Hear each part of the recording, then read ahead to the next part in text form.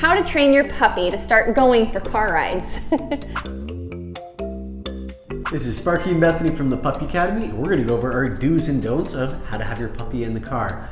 Do put them in a car seat, have them leashed up, or even put them in a crate. Do not let them free roam or be sitting on your lap. This is so important, and not to get too detailed, but if you can imagine what would happen in a puppy in a front seat if you were to come to a sudden stop. And honestly, airbags are pretty sensitive in some vehicles. So it's really important to us that you secure your puppy when you're moving in the back seat. Safety first. Do crack your back windows a little bit if you think your puppy might get car sick. This is really common. But again, we want to make sure your puppy is secure in the back seat, and just in case, put the child locks on your back windows. Now, I know how much fun it is to watch your puppy hang their head out the back window. We get it, and they love it. It's kind of a rush of adrenaline for them, but it is so dangerous. Even if they are secure in the back seat, if they're able to hang their bodies out the window, I cannot tell you how many stories Sparky and I have of the mistakes that clients make, thinking that that's so fun for their dog, and then something happens. So we do not want the windows rolled down all the way where your dog can hang their head or their paws or body out the window. We are talking just to crack it a little bit to help with car sickness. And it's not just from a safety perspective, guys. It's from a training perspective as well. To allow your dog to hang their head out the window amps them up. So they might start pacing back and forth, and it creates some anxiety in the car. Just have them sit calmly with the window down a few inches, lets them get that fresh air, but also allows them to stay calm and relaxed while you're driving. Do drive boringly, okay?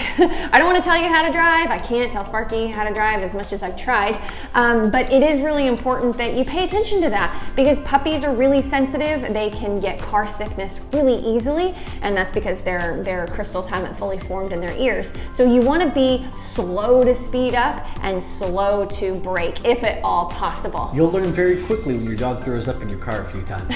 From all the weaving and the jerking around.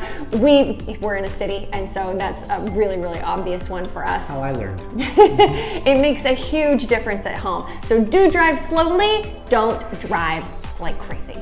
Help your puppy enjoy the car ride by making it fun for them too. Do give your puppy an opportunity to go potty before a car ride, and do not expect them to hold it. Guys, it can be really, really stimulating and exciting for a puppy to be in the car on that car ride. They're more likely to have an accident.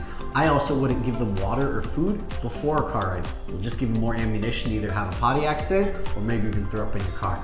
Now that we've talked about the setup, let's talk about some training on how to get your puppy to like the car.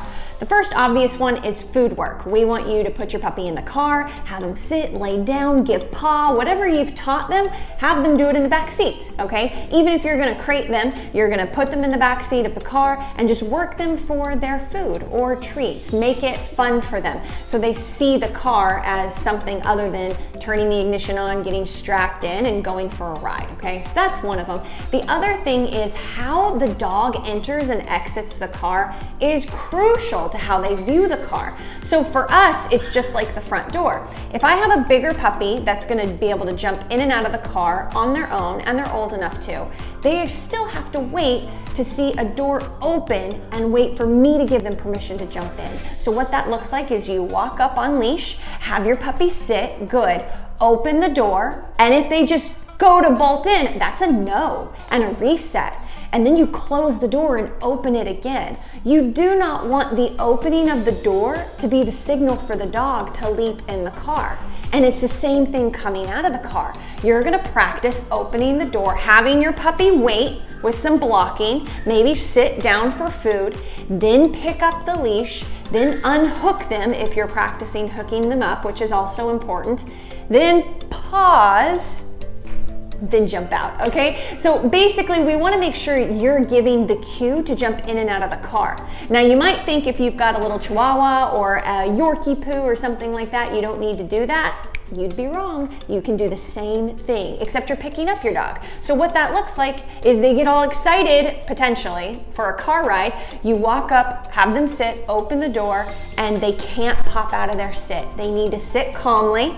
You've opened the door, pause. That's the big thing here is you pause. Then you scoop them up Then you put them in the car, okay? So even when you go to open the car door and they're in their car seat or crate, whatever it is, we want them sitting and waiting patiently, pause, then pick them up and bring them out of the car. So the key here is to just really break it down for them. They need to wait for permission calmly before being given permission to jump in or out or being picked up. This is really crucial in setting a boundary with the car, which will help with any excitement or anxiety you might have down the road. To learn more about our thresholds, food work, luring, just getting your puppy to pause and hang out next to you for a couple extra seconds, check out our online school. Go to puppyacademy.com, click on the online section, and do not forget to like and subscribe.